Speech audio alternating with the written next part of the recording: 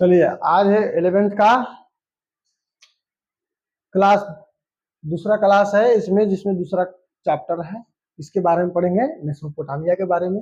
Mesopotamia की सभ्यता है क्या, इसका विकास कब हुआ, इसमें लोगों को पढ़ने लिखने सीखने की व्यवस्था क्या थी, लोग व्यापार कैसे करता था, उसी के बारे में हमको क्या करना है, पढ़ना है। आइए सबसे पहले पढ़े हम पढ़ते हैं। ठीक, देखिए सबसे पहले कोई भी सभ्यता होता है ना, तो सभ्यता का क्या होता है, एक सभ्यता कोई भी है तो उसका पहले खोजा होगा, कोई व्यक्ति ने क्या होगा तो उसका खोजता होगा, उसका विकास करता होगा, उसमें शहरी नगरीय सभ्यता होगी, उसके बाद धीरे धीरे डेवलप होकर शहर बना होगा। इसके बारे में ढेर सारी जो भी इसका जो है ना एक पॉइंट होगा, क्लू होगा, उसके बारे में हम समझेंगे। ठीक है, आइए यहाँ पर दिया है मेसोपोटामिया के बारे में समझते हैं। देखिए मेसोपोटामिया,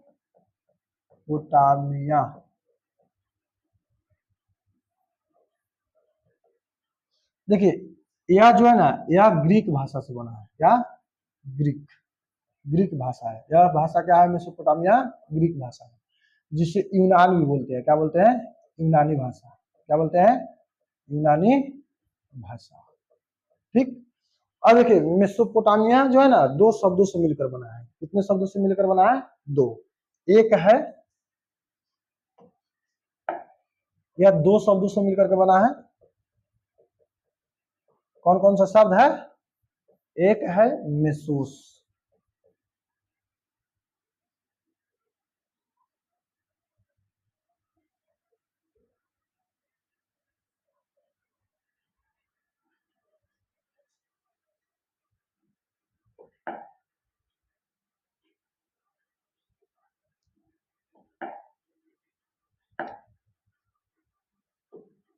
मेसोस। मेसोस का मतलब होता है मध्य, मध्य यानी बीच में। एक होता है क्या, पोटामास, पोटामास। पोटामास मतलब होता है नदी, नदी। देखिए यह मेसोपोटामिया है ना दो नदियों के बीच की भूमि थी। इसका विकास सबसे पहले जो है ना, इस पृथ्वी पर सबसे पहले कोई सभ्यता का विकास हुआ तो वो मेसोपोटामिया की सभ्यता है। इसका विकास कब हुआ था, 1920 ईस्वी में। कब हुआ था, 1920 ईस्वी में। इसी को हम जो है ना चीन की सभ्यता बोल सकते हैं। क्या बोलते हैं, चीन की सभ्यता या मेसोपोटामिया की सभ्यता बोलते हैं। सबसे पहले जो है ना यहाँ पे जो है ना, यहाँ पे दो नदी सबसे बड़ी बड़ी है जो इराक में पड़ती है। अभी वर्तमान में कहाँ पड़ती है, वर्तमान में इराक में पड़ती है। कहाँ पड़ती है, इराक। ठीक, अब जो है ना यहाँ जो सबसे पहले दो नदियां थी, कौन थी, दो, दजला एवं फरात। अभी भी है, तो दजला एवं फरात दो नदियां हैं यहाँ का बड़ा बड़ा, जो जैसे भारत में सबसे बड़ी गंगा है, सिंधु है, झेलम है, गोदावरी है, सब चीज है। उसी तरीका से जो है ना यहाँ पे मेसोपोटामिया में दो नदियां थी।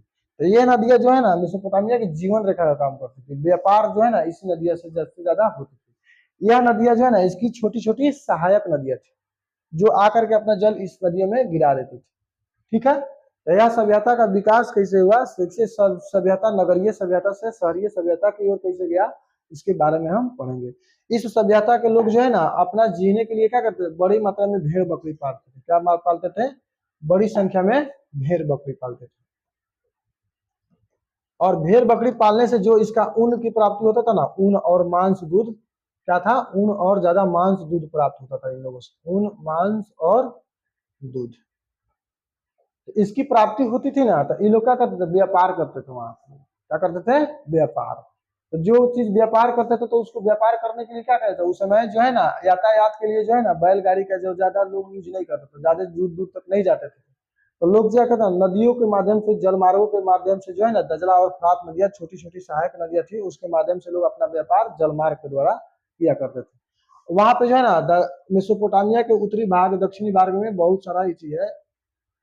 उत्तरी भाग उन लोगों का ऊंचा ऊंचा होता था। वहां पे जो है ना चरने उड़ने के लिए जो है ना हरे भरे पेड़ पौधे मिलते थे बकरियों को। यहाँ के पूर्वोत्तर भागों में जो है ना स्टेपिस नाम का घास मिलता था, जहाँ उन लोगों का भेड़ बकरी अच्छी तरह से चरती थी।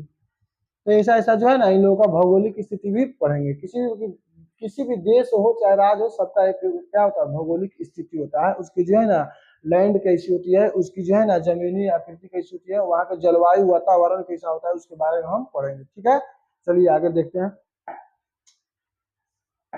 सबसे पहले पढ़ेंगे मेसोपोटामिया के बारे में।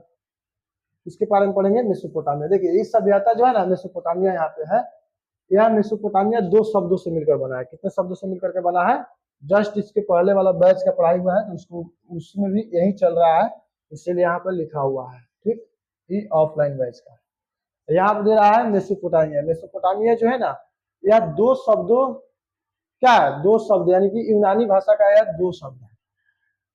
मसोस यानी मध्य, पोटोमास मतलब नदी, यानी दो नदियों के मध्य यानी कि बीच में से मिलकर के क्या होता है ये बना है। तो ये शहर जो मेसोपोटामिया दो नदियों के बीच की भूमि है। यह माना जाता है कि शहर जीवन की शुरुआत जो है ना, शहरी जीवन की शुरुआत मेसोपोटामिया में ही हुई थी। सबसे पहले नगरीय जीवन हुआ और धीरे धीरे क्या होगा, शहरी जीवन का विकास हुआ। यह दजला और फरात दो नदियों के बीच में स्थित है। यह वर्तमान कहाँ है, इराक में स्थित है। दजला और फरात नदियां कहाँ है, वर्तमान में इराक में स्थित है। ऐसा माना जाता है कि मेसोपोटामिया की सभ्यता हड़प्पा सभ्यता की समकालीन थी, यानी कि समकालीन यानी उसके इर्द गिर्द। तो हड़प्पा सभ्यता की खोज कब हुआ था, 1920 ईस्वी में। कब हुआ था, 1920 ईस्वी में। भारत में भी इस सभ्यता थी लेकिन लोगों को जानकारी नहीं थी। जब इस सभ्यता की खोज 1920 ईस्वी में हुआ मेसोपोटामिया की, तो जस्ट उसके बाद जो है ना 1 साल के बाद हमारे देश के जो है ना एक व्यक्ति थे, राय बहादुर दयाराम सहनी। कौन थे, राय बहादुर दयाराम सहनी। क्या थे, दयाराम सहनी, जिन्हें 1921 ईस्वी में किसकी खोज की थी, हड़प्पा सभ्यता की खोज की। किसकी खोज की थी, हड़प्पा सभ्यता की।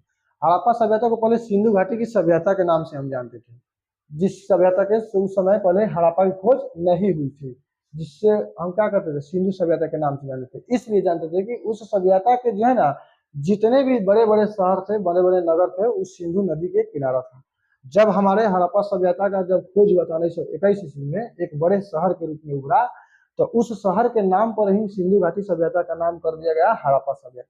तो ये चीज याद रखना चाहिए, ये सब चीज पूछता है। इस सभ्यता में सबसे पहले सुमेरी भाषा यानी सुमेरी भाषा, इसके बाद अकादी और उसके बाद अरमाइक भाषा फलती फूलती रहती थी। देखिए सुमेरियन भाषा जो बाद में क्या होगा, धीरे धीरे क्या होगा, अकादी भाषा के रूप में विकसित हो गया। ये धीरे धीरे लोग जब ज्यादा जा रहा तो उसको अरामाइक लिपि में क्या किया, परिवर्तित कर दिया। यह सभ्यता अपनी संपन्नता, शहरी जीवन, विशाल एवं साहित्य, गणित और खगोल विद के लिए प्रसिद्ध थी। यानी कि शहरी जीवन जीने के लिए विशाल खगोल विद, वहां पे गणित गणित साहित्य का सब लोग क्या था, ज्ञाता था, उसके लिए क्या थी, प्रसिद्ध थी। अब यहाँ पे दिया हुआ है, देखो यहाँ पे दिया हुआ है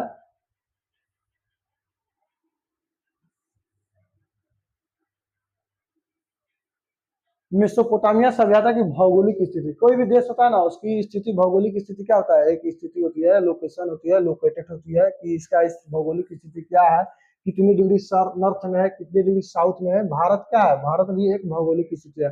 ग्लोब पे देखे ना तो भारत जो है ना, भारत यहाँ पे उत्तर पूर्व में स्थित है। कहाँ है, उत्तर पूर्व में। तो उसी तरीके से जो है ना मेसोपोटामिया की भौगोलिक स्थिति क्या थी उसके बारे में हम जानेंगे। जैसे कि हमें पता है कि इराक भौगोलिक विविधता वाला क्या है, देश है।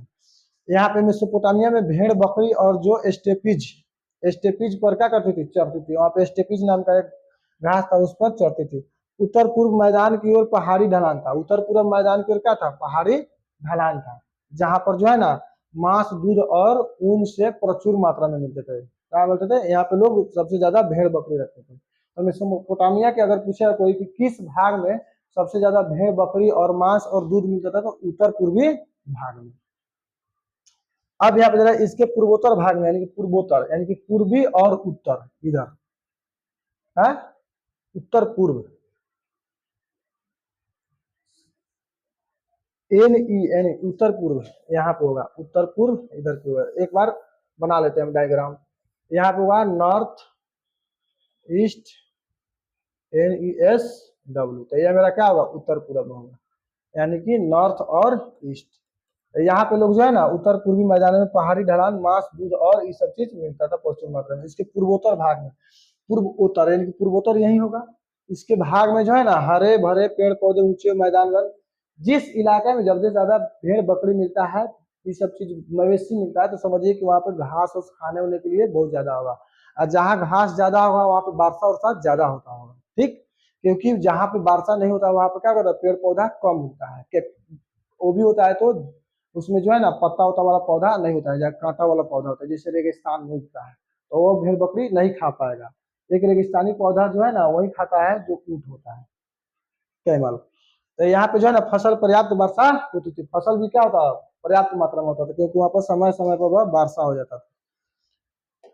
यहाँ पे उत्तर पूर्व इसको क्या करेंगे हम समझेंगे, इसे डायग्राम बना करके कहा क्या होता है। यहाँ पे दे रहा है कि पूर्वी दजला और सहायक, क्या है इसमें दे रहा है, दजला और सहायक नदियां ईरान की जो है ना, ईरान के पहाड़ी प्रदेशों में जाने के लिए परिवहन का अच्छा साधन था कौन, दजला और फरात की छोटी छोटी सहायक नदियां। मान लीजिए बड़ी बड़ी नदियां में जाने के लिए क्या करते हैं, छोटी छोटी नदियों का ही हम लोग क्या करते हैं, सहारा लेते हैं, उन्हीं के द्वारा क्या करते हैं, छोटी छोटी नदियों से ही हम अपना जो भी व्यापार करना होगा उसमें क्या करेंगे, नाव में रखेंगे और वहां से लेकर के चलेंगे, बड़ी नदियों के सहारे अपने देश से दूसरे देश में व्यापार करेंगे। यहाँ पे दे रहा है उत्तर की ओर ऊंची ऊंची भूमि थी, वहां पे जो है ना पूर्वी दजला की सहायक नदियां ईरान की पहाड़ी प्रदेशों में जाने के लिए परिवहन का क्या था, अच्छा साधन था। उत्तर की ओर ऊंची ऊंची भूमि और स्टेपीज घास के मैदान, जहाँ पशुपालन लोगों को कृषि की तुलना में बेहतर क्या थे, बेहतर आजीविका प्रदान करता था। और सही है, अभी भी लोग क्या करता है, कुछ नहीं होता है तो लोग 4 गो 5 गो बकरी उकरी पाल लेता है, उसी से अपना जीवन यापन करता है। दक्षिण की ओर रेगिस्तान था, वहां पे दक्षिण की ओर रेगिस्तान था, जिस देश में जो है ना जहाँ पे रेगिस्तान ज्यादा होता है वहां पे क्या होता है, वहां पे कुछ अगर नहीं होगा तो लोग क्या सोचेगा, बैठ करके घर और बनाएगा, कोई बड़ा बड़ा मॉल बनाएगा। और जहाँ पे घर मॉल वॉल बनाएगा तो वहां पे लिखने उखने का कोई काम नहीं, तो बैठ के क्या करेगा, झूठों को लिखे उखेगा। तो वहां पे लिखने की सबसे पहले जो है ना विकास किस मेसोपोटामिया के किस क्षेत्र में हुआ, तो दक्षिण की ओर रेगिस्तानी क्षेत्र में, यहाँ पे जहाँ सबसे पहले नगर एवं लेखन प्रणाली का क्या हुआ, विकास हुआ। तो सबसे पहले नगर और लेखन प्रणाली का विकास कहाँ हुआ, मेसोपोटामिया के दक्षिणी किनारे में यानी रेगिस्तानी क्षेत्र में। इसी जगह पर फरात और दजला नदियां उपजाऊ मिट्टी ला करके क्या करते हैं, जमा कर देती है। छोटी छोटी नदियां से क्या करती है, काट कर लाएगी और वहां पे जाकर भकोट देगी। भकोटने के बाद क्या करेगी, वहां पे क्या होगा, छोटी छोटी नदियां के द्वारा जो जलोद मिट्टी लाता है हर साल, वो बहुत ज्यादा उपजाऊ होता है, वहां पे फसल भी बहुत ज्यादा होता है। यहाँ पे दे रहा है रेगिस्तान में प्रवेश करती है और क्या करती है यहाँ पर, और छोटी छोटी धाराएं जो है ना सिंचाई का जो है नहरों का काम करती है, क्या करती है, नहरों का, यहाँ पे नहरों का काम करती है, जिससे गेहूं जौ मटर की खेती के लिए सिंचाई की जाती थी। अब यहाँ पर शहरीकरण, कोई भी नगर का अगर विकास होता है तो लोग को धीरे धीरे विकास होने के बाद क्या होता है, पैसा वैसा होता है, और धीरे धीरे लोग जीवन जीने के लिए अच्छी तरह से अच्छे कपड़े पहनते हैं, अच्छे ढंग से रहते हैं, शिक्षा लेते हैं, तो धीरे धीरे वो किस में तब्दील हो जाता है, शहर के रूप में तब्दील हो जाता है। कोई भी नगर में अगर ज्यादा डेवलप लोग रहेगा, शिक्षित लोग रहेगा, अगर उनके जीने की तरीका अलग अलग रहेगी, तो धीरे धीरे किसमें तब्दील हो जाता है, शहर के रूप में। तो यहीं पे शहरीकरण, तो नगर में लोग बड़ी संख्या में नहीं रहते थे, वहां के नगर जो था ना बड़ी संख्या में लोग नहीं रहते थे वहां पे, क्योंकि वहां के नगर के लोगों को था ना किस पे निर्भर रहना पड़ता था, गाँव पे। क्योंकि गांव में सब चीज क्या हो जाती थी, मिल जाती थी, खाने होने की सामान, जो भी अगर मान लीजिए गेहूं चावल जौ मटर जो भी कहाँ उपजेगा, तो शहर में उपजेगा नहीं, गाँव में उपजेगा। तो इसलिए उन लोगों को कहा था गाँव पर आश्रित होना था। तब कस्बा विद्यमान होता था। देखो यहाँ पे नगरों में लोग बड़ी संख्या में नहीं रहते थे, क्योंकि लोग गाँव में रहना ज्यादा पसंद करते थे। जब किसी स्थान पर खेती का आर्थिक गतिविधियां होने लग जाती थी, तब कस्बों का विनिर्माण होता था। परंतु शहर के लोग आत्मनिर्भर नहीं होते थे, उन्हें नगरीय गांवों के लोगों के द्वारा उत्पन्न वस्तुओं या दी जाने वाली सेवाओं के लिए क्या थे, आश्रित होना पड़ता। बात सही है भाई, अगर गांव से अगर कुछ नहीं आएगा तो लोग शहर का क्या होगा, भूखे मर जाएगा। यहाँ पे दे रहा है माल की आवाजाही, बात सही है। कोई भी अगर मान लीजिए व्यापार करने के लिए क्या करना, माल की आवाजाही एक स्थान से दूसरे स्थान पर क्या करना होगा, भेजना होगा। भेजने के लिए क्या करना होगा, गाड़ी का जो भी सहारा लेंगे, कोई क्या करा जल मार्ग का सहारा लेगा, तो सब चीज क्या करता है, एक दूसरे से ले जाने से माल की आवाजाही। अब वहाँ पे माल की आवाजाही के लिए लोग कैसे ले जाते थे, कैसे यूज करते थे, उसके बारे में हमको पढ़ना है, ठीक। यहाँ पे जो दिया हुआ है, मेसोपोटामिया में खनिज संसाधनों का क्या था, अभाव था। वहाँ पे खनिज संसाधन नहीं मिलता था, सबसे ज्यादा लोग खेती करते थे।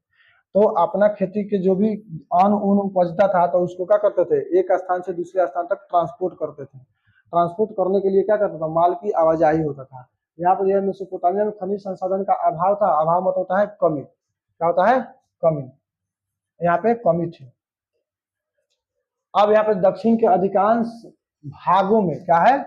भागों में औजार, मोहरों, आभूषण बनाने के लिए क्या थी? पत्थर की कमी थी। कोई कोई देखिएगा अंगूठी उंगूठी बनता है तो उसमें बहुत सारा जो है ना अच्छा अच्छा पत्थर से बनाया जाता है, तो उसमें जो भी औजार औजार बनाता था तो उसमें पत्थर की क्या थी? कमियां होती थी।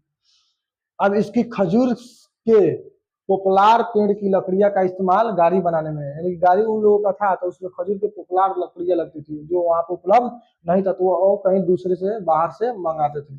औजार, पात्र, गहने बनाने के लिए कोई धातु नहीं थी, यानी औजार पात्र जो है ना, गहना उना जो भी बनाते थे तो उसमें कोई भी धातु लगाने के लिए क्या होता है? गहना में धातु नहीं होती थी। इसलिए यहाँ के लोग लकड़ी, धातु, सोना, चांदी तथा पत्थर तुर्की, ईरान, खाड़ी पार प्रदेशों से मंगाते। खाड़ी पार मतलब होता है गल्फ की खाड़ी है ना, ईरान में जो है ना गल्फ की खाड़ी, मेक्सिको ऑफ गल्फ, ये सब चीज है ना, उस खाड़ी के पार जो जो भी देश था ना उससे क्या करते थे? वो मंगाते थे। तो मंगाने के लिए क्या करता? माल की आवाजाही करना होगा क्योंकि यहाँ सारी वस्तुएं वहां वहां पर क्या थी? उपलब्ध नहीं थी। इसके लिए इसके लिए वह अपना कपड़ा और कृषि उत्पाद निर्यात करते थे। वो क्या करते थे? अपना कपड़ा अपना बेचते थे उन लोगों से, क्योंकि वो लोग ज्यादा भेड़ बकरी पालते थे। और क्या करते थे? उन लोगों से क्या करते थे? धातु ये सब चीज जो भी है गहना बनाने के सामान वो लोग मंगाते थे। अब यहाँ पे जो है यह सब मंगवाने के लिए जल मार्ग का इस्तेमाल करते थे। क्या करते थे? जल मार्ग। उस समय तो जो है ना गाड़ी उड़ी उतना था नहीं, विकास हुआ था नहीं, तो लोग क्या करते थे? छोटा छोटा नाव बना करके और जल मार्ग के द्वारा डेंगी से नाव से अपना माल को एक दूसरे से दूसरे स्थान पर पहुंचाते थे।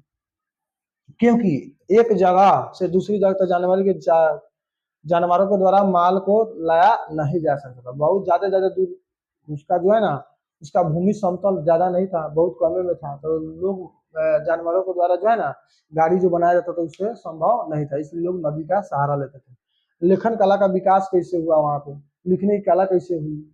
यहाँ पे मेसोपोटामिया में पट्टिकाएं पाई जाती थी लगभग 3200। देखिए वहां पे जो है ना लिखने की व्यवस्था कैसी थी? गीली मिट्टी पर क्या करते थे?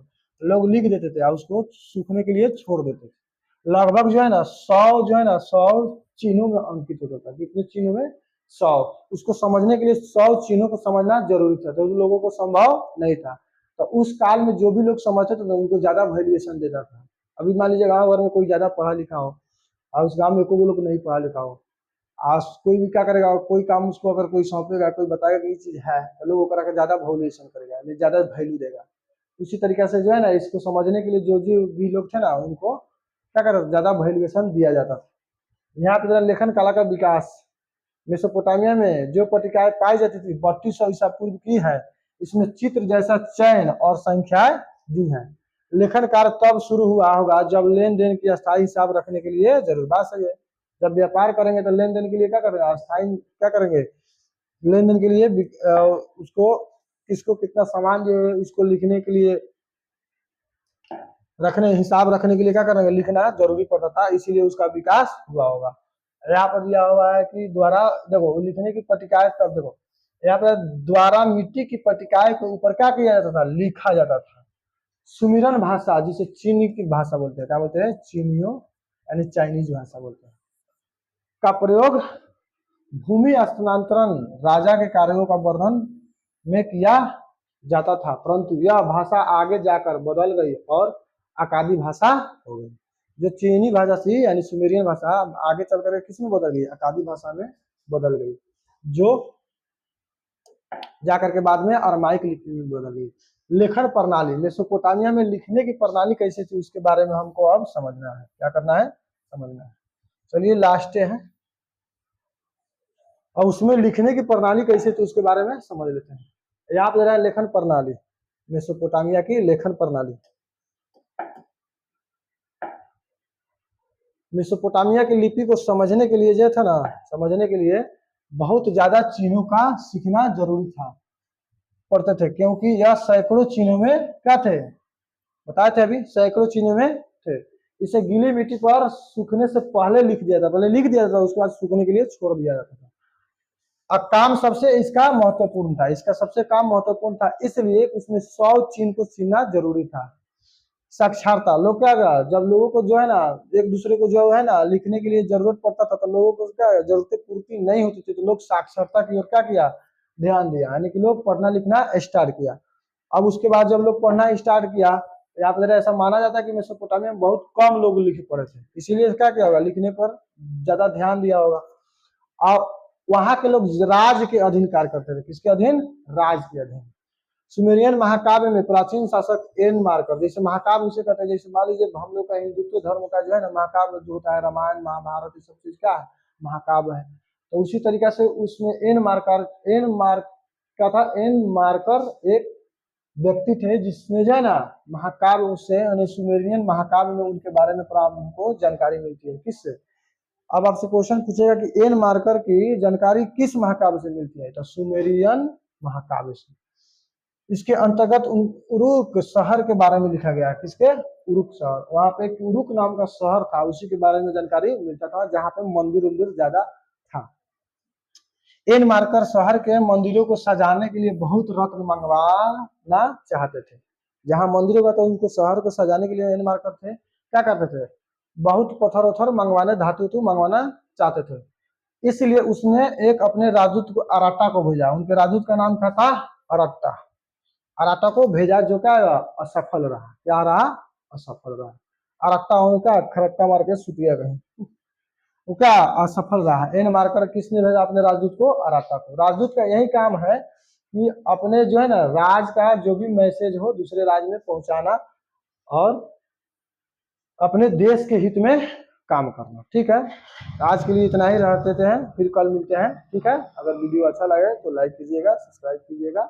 ठीक है, इसीलिए इसी तरह से हर रोज जो है ना आप 7 बजे से पर डे जुड़े रहिए, और यूट्यूब पर आपका क्लास अभी फ्री चल रहा है, पढ़ते रहिए। ठीक, ओनली जो है ना 11th के लिए, 12th का जो है ना 11th के लिए 7 AM से है, ठीक, और 12th के लिए 7 PM से।